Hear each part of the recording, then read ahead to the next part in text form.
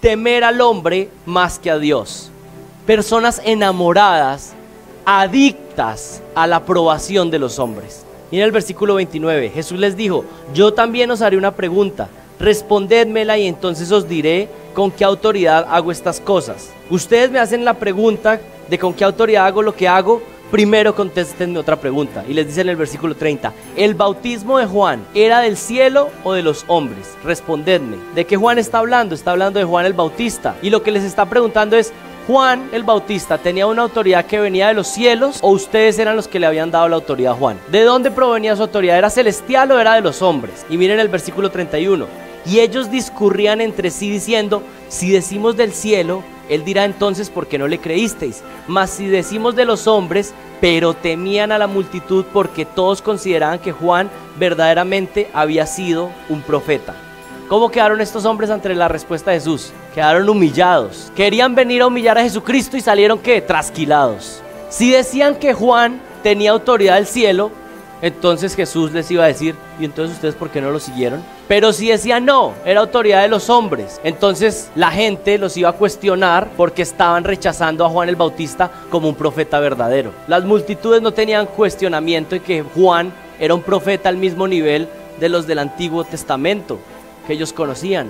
El temor al hombre y el deseo de aprobación de los hombres es un pecado destructivo, pero además es engañoso, porque a veces se puede disfrazar de algo que suena piadoso. ¿Qué es el temor al hombre o cómo alguien es esclavo de complacer a los hombres? Es un pecado donde a la persona le importa demasiado lo que los otros piensan de él y tiene pavor a sentirse desaprobado.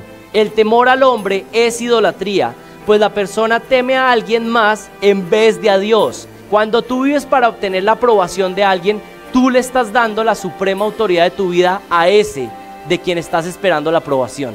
Ya no es Dios quien es la autoridad, sino que es ese por el cual tú sueñas, tú piensas, tú deseas, temes que no te apruebe esa persona o esas personas. Le estás dando el lugar que pertenece a Dios a alguien más. Hombres y mujeres que viven no para agradar a Dios, sino para agradar a otra persona. Están dispuestos a pecar y a lastimar a otros al incumplir con sus responsabilidades delante de Dios para satisfacer a sus ídolos. Por ejemplo, hay personas que no pueden decir que no. No pueden decir que no ante una petición. ¿Por qué? Porque quieren siempre el agrado de los hombres. Y pueden estar descuidando cosas que tienen que hacer, pero están diciéndole que sí para recibir la aprobación de aquellos que le están pidiendo algo. Pero a veces hay que decir que no.